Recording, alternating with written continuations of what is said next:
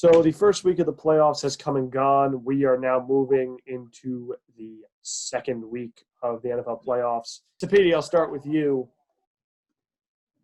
How worried should we be about the Bucs, specifically on the defensive side of the ball, coming in against New Orleans for the third time this year? I think you're going to see a different game this time around than what we saw when they played last time. We saw the Saints obliterate them on national television, and I think we're going to see something different. I think this Buccaneers team is much different than what we see, not in terms of personnel, but they're just they're playing like a different team. We know what their offense is capable of. I think their defense was white hot at one point in the year, and then it kind of cooled down, and now I think it's starting to pick back up a little bit. So if they can keep running that momentum into New Orleans, I think it's going to be close. And I wouldn't be – this game could go either way, in my opinion. I wouldn't be surprised to see the Buccaneers pull out a victory. Zach? I'm a little worried about the Buccaneers' defensive side of the ball. They couldn't stop Taylor Heineke. He played a great game. He deserves a lot of credit for what he did. But I'm a little concerned about them. I think offensively they're gonna be okay. I think it's gonna be a high scoring game, but I think the difference in Sunday's game is gonna be on defense and who makes the most stops, the Saints or the Buccaneers. And the Saints D played really well, against a terrible Bears offense. But then again, what is Washington's offense?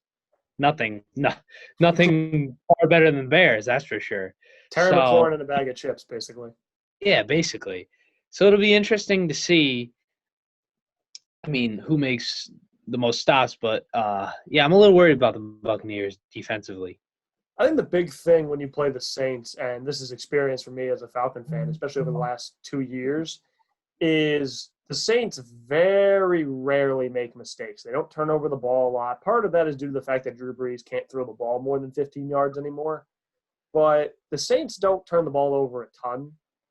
And when you play a team like that has a good defense and that controls the clock, you have very little room for error. And the last time the Bucs and Saints played, the Bucs made way too many errors. So I think it'll be interesting to see this third time around.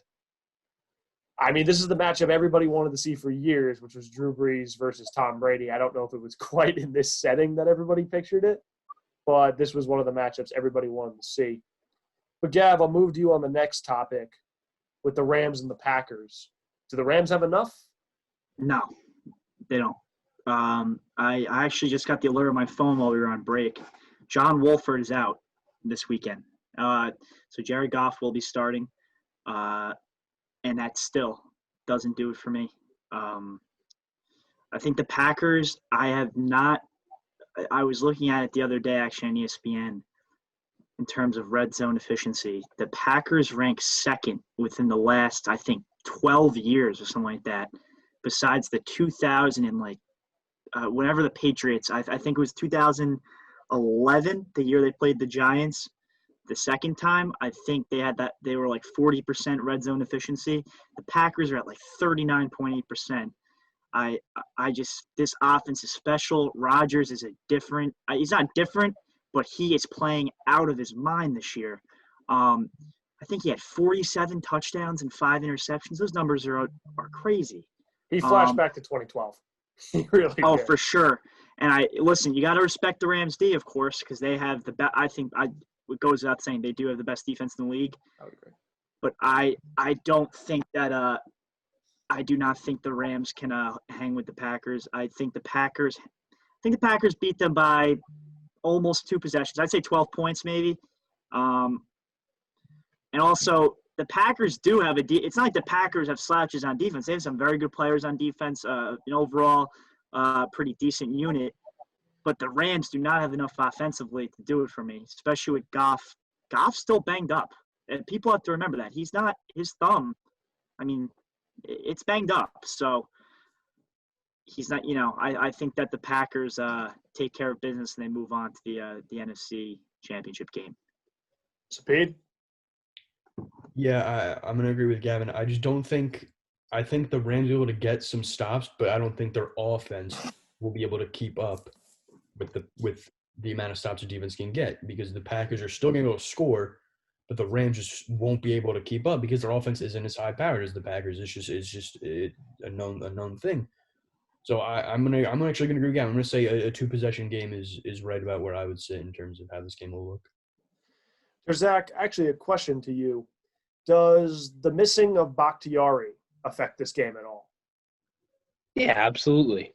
You know, you got arguably the best left tackle in the league, and he's out. I mean, and then, a defensive line like the Rams with, of course, Aaron Donald, who's going to play, by the way, is a huge factor. But I still don't think it's enough for the Rams to take down the Packers in Lambeau. And by the way, I just checked the weather. It's supposed to snow in Lambeau Saturday. Boy.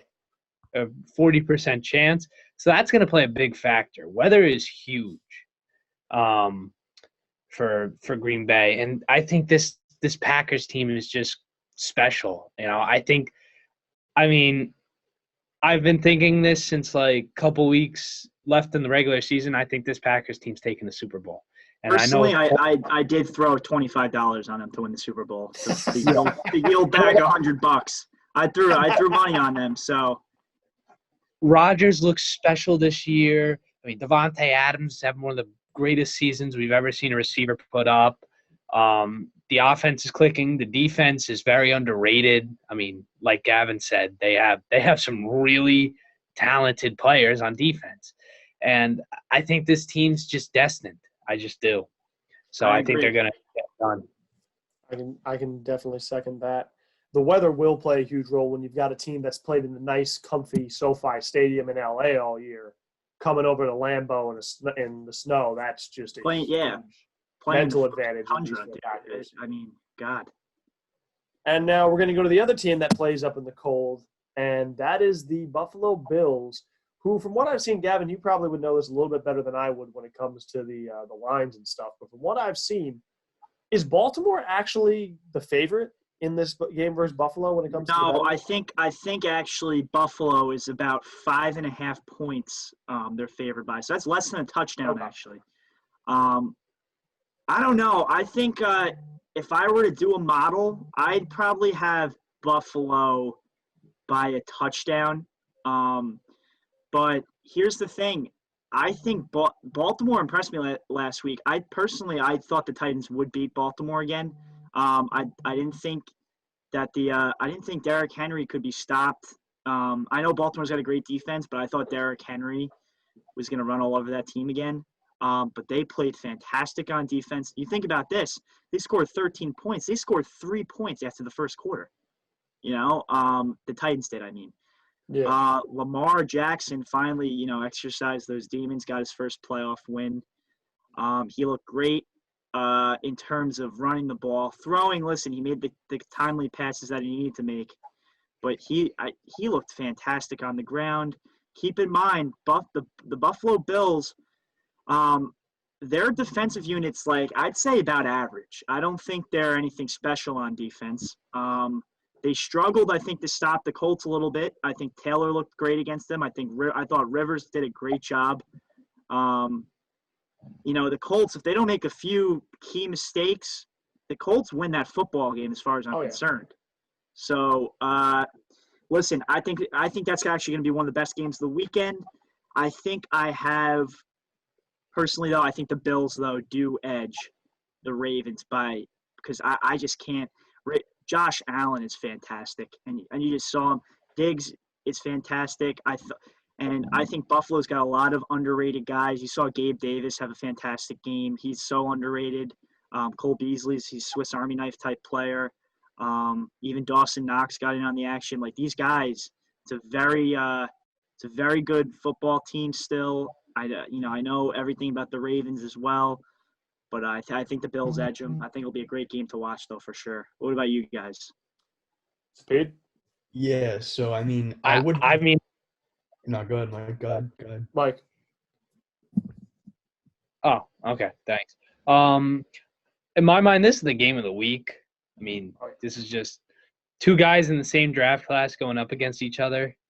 I mean, Lamar versus Josh Allen, it's going to be a great game. Two really well-coached teams playing in upstate New York. It's also going to be pretty damn cold.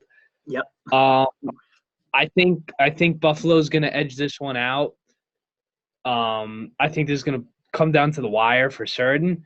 But I think, just when it's said and done, Josh Allen's going to make more plays than Lamar Jackson is. And I think the Bills are going to ride this, especially with a little home field advantage up in upstate New York. I think the Bills are going to get it done in close. Keep in mind also that Buffalo is allowing fans in for the game. Not a lot. They had 6,700 fans in at the last game, but as we know, Bills Mafia is one of the one of the most passionate fan bases in the NFL. So that they do make a difference. They're loud, dude. Yeah, people, but they're pretty loud. Yeah. Yeah, so I would be donning it, but it's coming in the middle tomorrow. I do have a Josh Allen jersey on the way. The Patriots fan gets a Josh Allen jersey. This is how you know how much you like Josh Allen.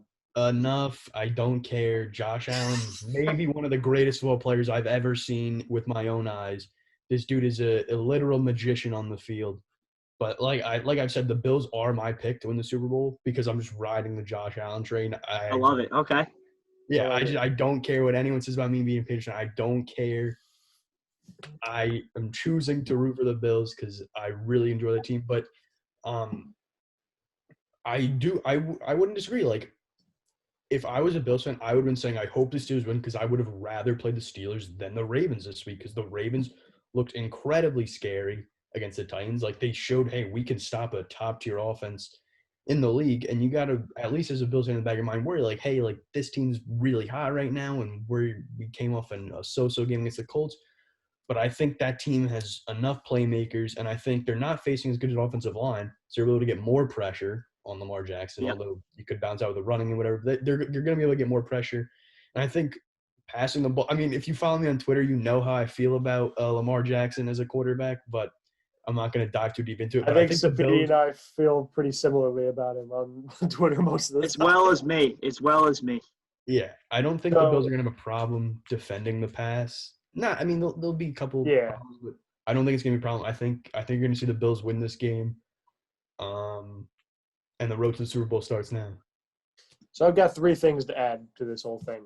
Number one, when it came to everybody being impressed by Lamar Jackson this past weekend, I'm sorry, I don't know what you guys saw. Look, I put out a tweet before the game basically saying that if Lamar plays poorly and the Ravens lose this game, I don't want to hear anyone say put him in the top 5 as a quarterback for like the next year. And while they won the game, how much better did he play than when Taysom Hill came in for the Saints for a few weeks?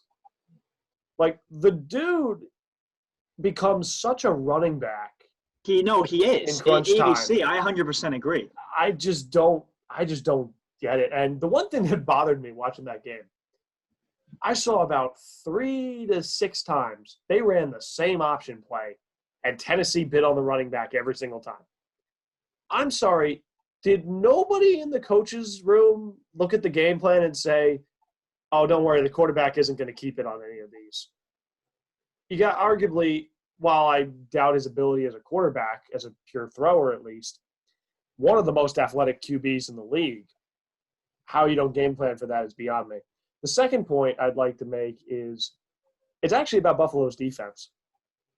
What happened? About like 2 or 3 years ago, the Buffalo Bills were probably one of the most underrated defenses in the league, probably fringe top 10. And then this year, I don't know if I put them ahead of 15. I mean, they have Trey White, they have Micah Hyde, they have Jordan Poyer. It's a solid secondary. Terrell Edmonds isn't terrible. Matt Milano's a solid linebacker. Is it just in the trenches? Is that the issue? I don't really know. I don't know if you guys know what exactly the issue is with Buffalo's D, but maybe it was just bias over the last few years. I had just had this mindset that Buffalo was always going to be a solid defense. Well, they didn't play very well, but you got to keep in mind they were facing the best offensive line in the league. That's true. And they were facing a quarterback who's one of the best quarterbacks in the league off the blitz. The best. So, which is something the Buffalo Bills defense is heavily relying on, blitzing. So, I mean, you're going to have a tough time with the running game when they have absolute brick walls guarding Phillip Rivers. But I was impressed with the final drive. The Colts had 2 minutes and 40 seconds. They didn't have any timeouts, but they did have the 2-minute warning. Plenty of time to drive down the field, and they didn't let them get past the 50-yard line. And The for the refs tried to record, give him the game. The refs tried to give him the game. That was a fumble. They gave him an extra. Oh my God. That was a That was fumble. horrible. That was horrible. And actually, with that, I have one other question to add to that whole thing. In the NFL, once you're inside 2 minutes, if the other team does not have a timeout and the officials stop a play where the receiver would have been inbounds on a review, there was supposed to be a 10-second runoff. Yes. There was like 28 seconds left, and there was no 10-second runoff. What on earth? Here's the thing to me. The NFL, I'm sorry, they have to do something about this too. If you go to replay to review something, at least get the call right. Oh my God. The point of the review is to get the call correctly. They still didn't. It was so bad. I mean, even the announcers on CBS were like, "How is that not a fumble?" Zach Pascal clearly got up without being touched, and what's his name? I think Boyner. I think it was Boyer. Boyer. He clearly stripped the ball out of his hands, and it was a clear recovery by the defense. I don't know. It's so bad. I know. I do want to say this. AVC. I do agree. I go to Maryland. All these kids are Ravens fans that I'm around. By the way, go on record. One of the most annoying fan bases in the NFL. I do not like Ravens fans. But Lamar Jackson, I think they played well enough to win. The Ravens did. Yeah. He didn't play, like you said, though, fantastic. He used his legs once again to extend plays where Tennessee essentially had him wrapped up and couldn't bring him down, and he used his legs, and I don't know if you saw that one touchdown run. I haven't seen a player fast run like that in a very long time. That was the quickest I've ever seen someone get to the end zone from midfield like that. You had 2 or 3 safeties coming from Tennessee. I think Vaccaro is one of them. And he ran a 4.4 in the draft, or at the combine, not the draft. And he couldn't catch him. He was able to shove him out into the pylon, but damn. We'll see. I'm excited for this game. Like Mikey T said, game of the week for me. I can't wait. It's going to be very good football to watch. You could make the case Daniel Jones ran faster from midfield than Lamar Jackson, but he also tripped. The one last point I have to make about this before we go to the last matchup is, I said this on my show at the beginning of this season, back when it was still up at Iona. It's come time I apologize to Josh Allen. At the beginning of the year, I said Buffalo would not go anywhere until this dude develops, and I didn't have any faith in him really, and I was knocking him the first few weeks of the season because, in my words, I thought he developed like fine wine. Like the dude was going to take another 2 years to get anywhere near this level. And Josh Allen, I would like to say, I doubt you'll hear this, but I'm happy to be wrong on this one. Hopefully he keeps it up. So we move to the last game, which is the Browns and the Chiefs. And it almost seems like, once again, nobody's giving this game that much thought. But I wanted to see – I'll start with Terzak on this one. The Browns got a chance or no? They got a chance, but it's slim. Beating that offense in Arrowhead, that is a very tall task. And look, the Browns had a great win. They did it without their head coach. They did it without even practicing. They did it through Zoom. They beat the Steelers through Zoom. But you got to keep in mind, this Steelers team finished the year 1-5. They had no run game. The Browns have an amazing run game. And this Steelers team, let's face it, with Juju and Claypool doing their TikTok BS or whatever, They just weren't going to succeed in the playoffs. I mean, I'm surprised the Browns won that game without a head coach. Oh, God. But the Kansas City Chiefs aren't TikTok boys, all right? They're done. All right? They just won the Super Bowl. They had the best QB in the league. They have a dynamic offense. I'm sorry, I don't see it. I got the Chiefs. Gavin? So actually, my roommate at school is a huge Browns fan. And listen, I've kind of been rooting for the Browns. I really like their team. I like their fans. They've gone through a lot to finally see some, winning, and I really like that. That being said, man, it's a tall task to go into Arrowhead and pull off that upset. I'll tell you what, though, Baker Mayfield has looked fantastic. No, I don't think anyone can argue that. He's finally matured. He's finally grown up.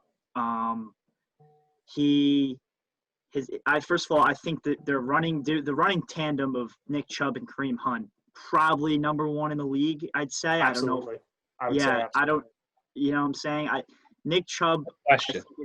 Nick Chubb, to me, is such a great player, and I think he's even better to me because he does his job, no BS.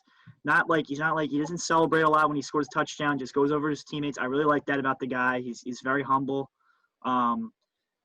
Also, it's hard. It's hard because I think the Browns can hang around, but man, that defense, the Browns defense, they're missing Denzel Ward, I think. I think they're missing a few of these key players. Ward, Vernon. Yeah. I think they're missing one of their linebackers. I'm Yeah. not sure on that. Yeah, they're missing another safety or something like that. My roommate was telling me a few players are missing.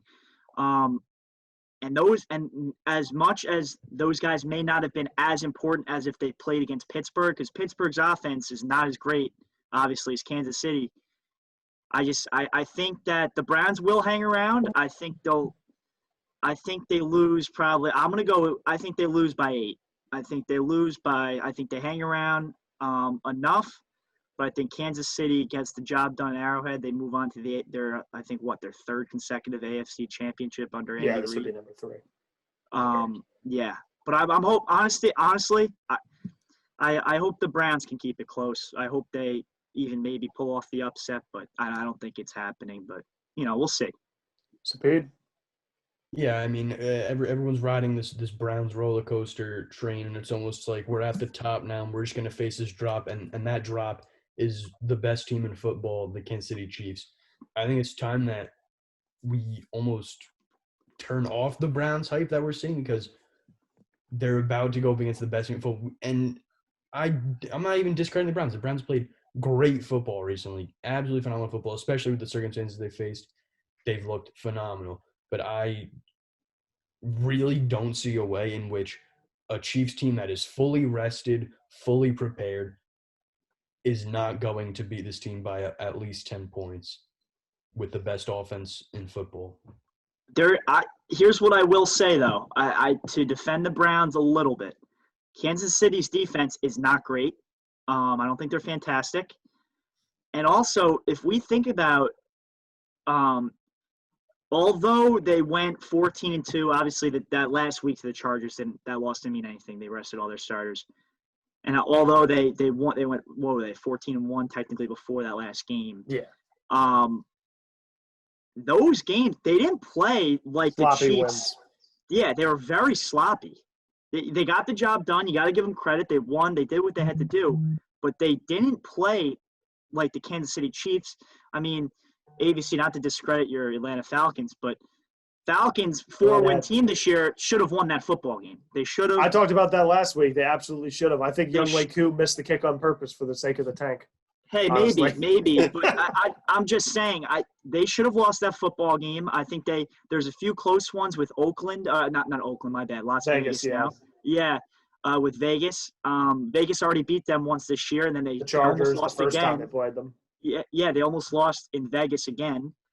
And even I think 1 or 2 more games, but with the Chargers in LA, that close game, you look at some of these games and you're like, damn, this Chiefs team came up very clutch at the end of those games. But if they didn't, I don't know, 4 or 5 loss team right there, still make it in, but you have to think Cleveland can stick around, possibly. They can. They have the ability to.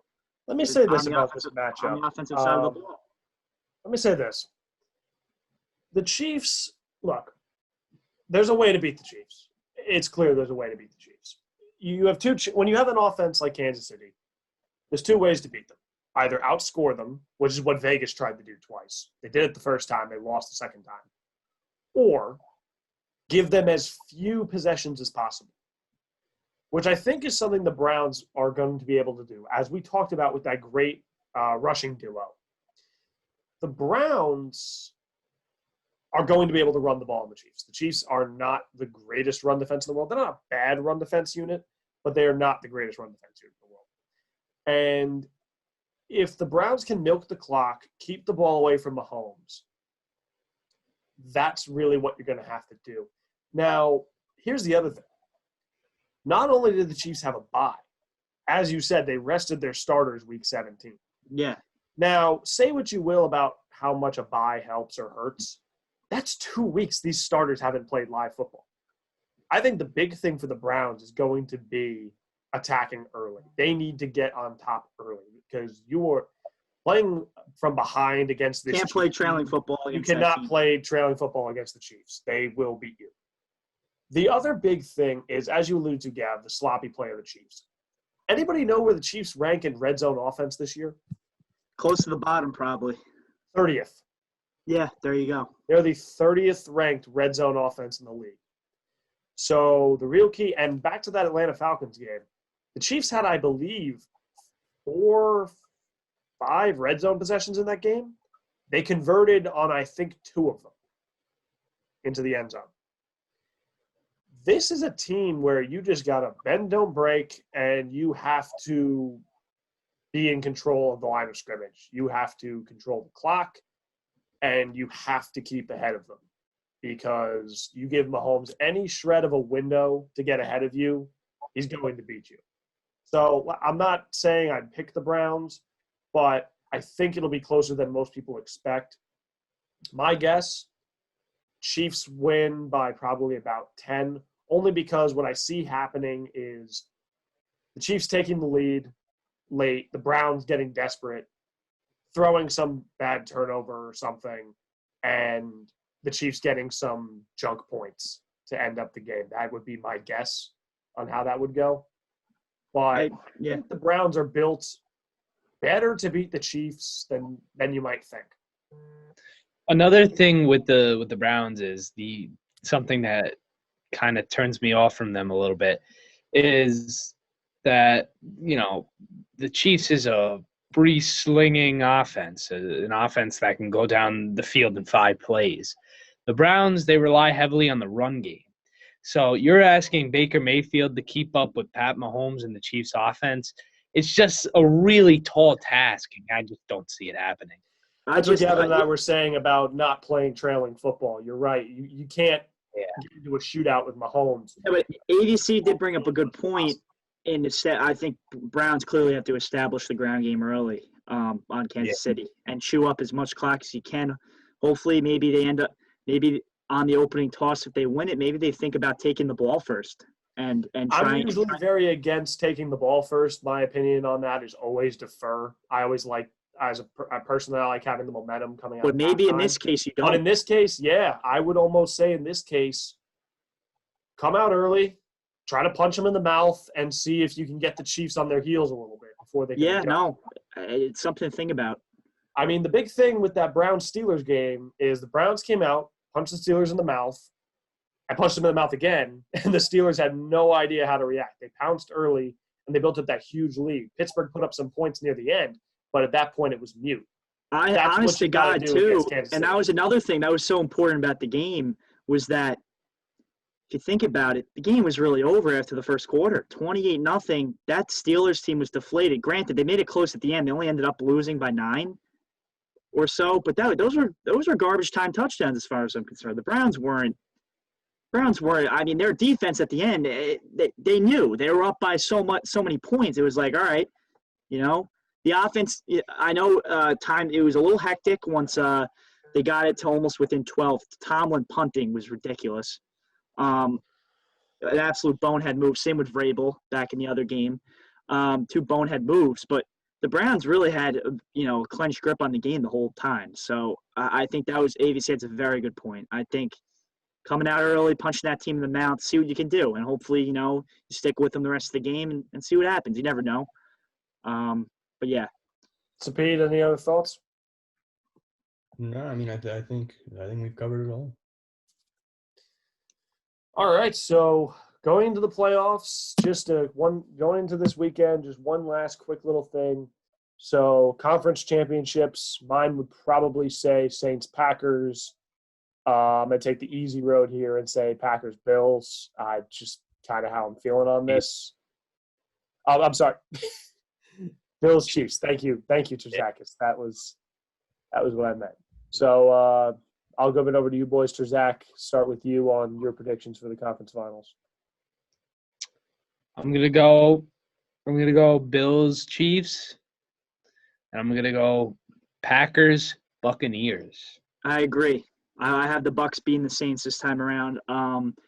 We were talking about it earlier. I think the Buccaneers. It's hard to beat a team 3 times in a row. That's what it comes down to for me. And also the Bucs, their offenses look terrific. You may have a little bit of concern on the defensive side of the ball, but I will say this, and you hear me now, the Saints did not look terrific against the Bears. I do not care what anyone says. I watched that whole game. Let's just be honest. If Denzel whatever his name is, wins or Sims catches that ball in the first quarter to tie that game, it's a different ball game. It's a completely different ball game. I think the Bears had some missed opportunities. I didn't really think the Bears were going to win anyways, but the Saints didn't play. The Saints played good enough to win, but they didn't look all that impressive to me. I think the Buccaneers finally beat them. I think Brady continues his playoff dominance. Buccaneers, so that's the NFC. Buccaneers, Packers. I think the Packers beat the Rams by like 10-12. And then I have the Chiefs edging the Browns by 8. And then I have the Bills edging the Ravens probably by 3 to 6 points. So, Packers, Bucks, at Lambeau, and then Chiefs, Bills at Arrowhead. Yeah, that's my guess. Speed? Yeah, I also have the same. I have Chiefs, Bills, Packers, Bucks. So I'm the Falcon fan here, and I'm the only one taking the Saints. It's crazy, yeah, but wow. The All right, we'll have to keep that one in mind. Yeah, for sure. All right, can we just all agree though that we never want another playoff game on Nickelodeon ever again? I thought all the memes afterwards were hilarious. So maybe for the memes on Twitter. I thought the greatest thing was the Cordero Patterson hot mic, though. I think that was perfect. Oh yeah, I know. I think the memes on Twitter. I do Nickelodeon again just for that. But God, I watched the first half of the game on Nickelodeon just with my buddies up in Massachusetts. Jesus, I mean, the commentary team was nauseating. It's crazy. I feel bad for Nate Burleson. He had to go through that. Oh my gosh, poor guy. Yeah, I know. All right, guys, I think that's going to wrap up this week's edition of The Talk with ABC. Thank you guys so much for joining me. Had a blast as always. If you want to come on again, just please let me know. Probably be about the same time next week. And for all you watching, thank you for tuning in. Have a fabulous day. See you guys all next time.